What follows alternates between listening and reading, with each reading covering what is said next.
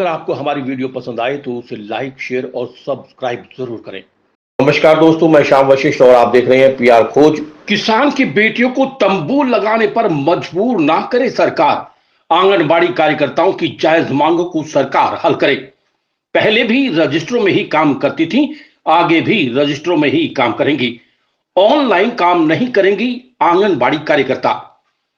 आंगनबाड़ी कार्यकर्ता ने कहा कि हम किसान की बेटियां हैं, अगर सरकार ने 24 तारीख को हमारी मांगे नहीं मानी तो हमें मजबूरन तंबू लगाकर धरना देना पड़ेगा। उन्होंने कहा कि आंगनबाड़ी कार्यकर्ताओं को सरकार हल्के में ना ले, अगर साल तक धरना चलाना पड़ा तो वे उसके लिए भी तैयार हैं। उन्होंने कहा कि 8 दिसंबर से लगातार आंगनबाड़ी कार्यकर्ता जिला उपायुक्त कार्यालय के बाहर धरना प्रदर्शन कर रही हैं। आज उनके धरने का 16वां दिन है। उन्होंने कहा कि सरकार ने बातचीत के लिए बुलाया है, इसी दिन आंगनबाड़ी कार्यकर्ताओं की जायज 19 मांगों का समाधान कर देना चाहिए ताकि आंगनबाड़ी केंद्र को खोला जा सके। उन्होंने कहा कि आंगनबाड़ी कार्यकर्ताओं पर पोषण ट्रैक का काम जबरदस्ती थोपा जा रहा है, जिसे आंगनबाड़ी कार्यकर्ता नहीं करेंगी। वे पहले से रजिस्ट्रों में काम करती आई हैं और आगे भी रजिस्ट्रों में ही काम करेंगी, ऑनलाइन काम नहीं करेंगी। आंगनबाड़ी कार्यकर्ताओं का मानदेय 10 तारीख तक मिलना चाहिए। उन्होंने ये भी कहा कि सरकार उनका मानदेय बंद करके उन्हें न्यूनतम वेतन दे। उन्होंने कहा कि सरकार ने उनकी मांगे मानी तो धरना समाप्त कर दिया जाएगा, अगर उनकी मांगे नहीं मानी तो धरना अनिश्चितकालीन के लिए जारी रहेगा।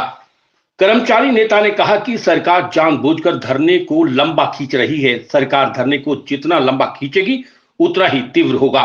सरकार आंगनबाड़ी कार्यकर्ताओं की 19 जायज मांगों को बातचीत के द्वारा हल करे। आरती से बोल रही हूँ और मेरी सबसे यह विनती है कि जो हमारी सारी बाणा ने कही है वह बात होनी चाहिए। मैं सब पे सहमत हूँ। और देखो, हम किसाना की ये बेटी हैं। 24 तारीख ने हमारा अच्छे से मीटिंग करके निपटाई जाए बात, और हम न मजबूर मत करो।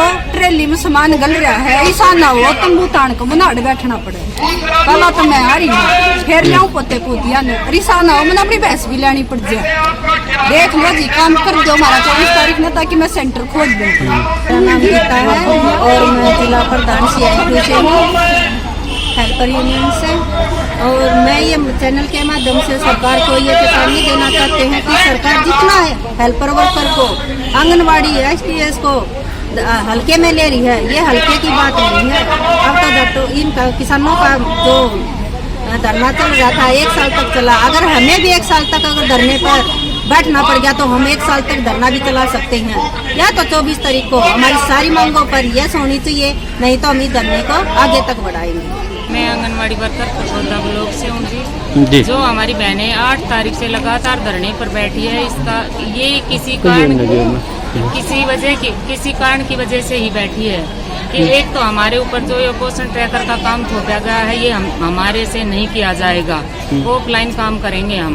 और एक जो हमारी तनख्वाह जो है हर महीने की 10 तारीख से पहले आनी चाहिए, और हमारा 11,500 रुपये में काम नहीं चलेगा। जो हमारे को ये मानदेय भत्ता दिया जाता है ये बंद करें और हमें न्यूनतम वेतन हमारा लागू किया जाए।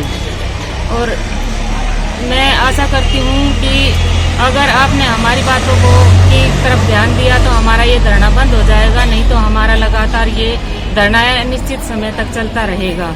मैं सरकार से उम्मीद करती हूँ कि हमारी जो ये बहन धरने पर बैठी है इनकी तरफ ध्यान दे और हमारी जो मांगे हैं उनको पूरी करने की कोशिश करे। मैं सोना देवी आर ब्लॉक की प्रधान हो रही हूँ सोनीपत से।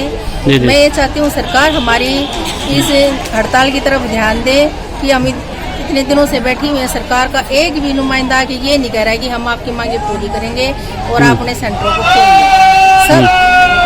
सब ये चाहते हैं कि भाई सारी बहनें अपना हमारा न्यूनतम वेतन लागू हो और जो हमारे पोषण ट्रैकर का काम हो वो बंद हो। हम बार बार हमारी यही मांगे कि पोषण ट्रैकर बंद किया जाए और हमारी मांगों की तरफ ध्यान दिया जाए।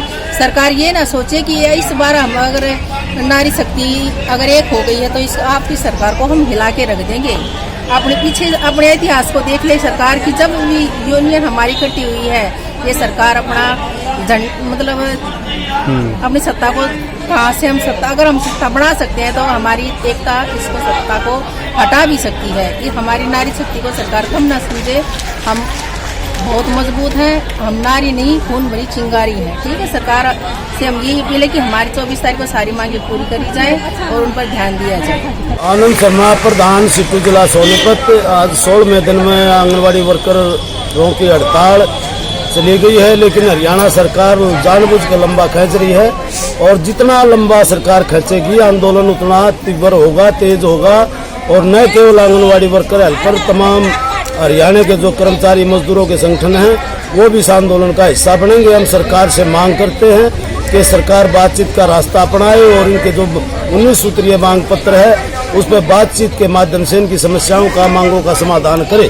जब श्रम सम्मेलन ने भी रेगुलर जॉब वर्क पर रेगुलर भर्ती की बात की है और इनकी मांग है कि तमाम आंगनबाड़ी वर्कर, हेल्पर को पक्के कर्मचारी का दर्जा दिया जाए। जब तक पक्का नहीं करते तो इनको 24,000 रुपये न्यूनतम वेतन वर्कर को और 18,000 रुपये हेल्पर को दिया जाए और समान काम समान वेतन दिया जाए। वर्दी भत्ता जो इनका रुका हुआ वो दिया जाए, जो सेंटर है उनका किराया बढ़ाया जाए और वो समय पर दिया जाए, बकाया ड्यूज तुरंत दिए जाए आदि 19 सूत्रीय मांगों को लेकर इनका आंदोलन चला हुआ। अगर सरकार ने जल्द ही कोई निर्णय नहीं लिया तो आने वाले समय में इस आंदोलन को तेज करते हुए विधायकों, सांसदों और मंत्रियों के आवासों तक का घेराव और गांव में बढ़ने तक का पर पाबंदी लगाने की योजना हम बनाएंगे और ये आंदोलन तेज होगा। सरिता है, मैं अर्बन ब्लॉक से सोनीपत से हूँ। हमारा धरना 16 दिन हो गए हैं, चल रहा आज 16वां दिन है और हम अपनी मांगों के लिए धरने पर बैठे हुए हैं। सरकार हमारी मांगे पूरी नहीं कर रही है और किराया भी टाइम पर नहीं दे रही है और किराया बहुत कम दे रही है। किराया हमारा बहुत ज़्यादा लगता है और ड्रेस के भी पैसे कम रहते हैं, सिलाई के भी हैं और सर्दी के में तो और ज़्यादा पैसे लगते हैं। मेरा नाम सुनीता है, मैं अर्बन ब्लॉक से हूँ। मैं हेल्पर के पद कार्य करती हूँ। हमारी बहनों की मांगे हैं कि जब तक हमारी मांगे पूरी नहीं होगी ये धरना स्वीकृत नहीं होगा। हम कुछ और नहीं चाहते, ज़्यादा नहीं तो हमारे को सरकारी कर्मचारी घोषित किया जाए। हमारी 2018 में मोदी जी ने मांगे मानने बोला था, वो आज तक भी मानी नहीं गई है। ना ही हमारे को अर्धकुशल ना कुशल का कोई दर्जा दिया गया है। एक हमारी बहनों की ड्रेसों का 2,000 रुपये किराया किया जाए और हमारे सेंटरों में राशन अपने सुपरवाइजर द्वारा पहुँचाया जाए, जो कि हमारी बहन में कई बहनें ऐसी है कि उठाने में सक्षम नहीं होती और हमारा किराया इतना लगता है। PR खोज के लिए रणबीर रोहिला के साथ श्याम वशिष्ठ की रिपोर्ट।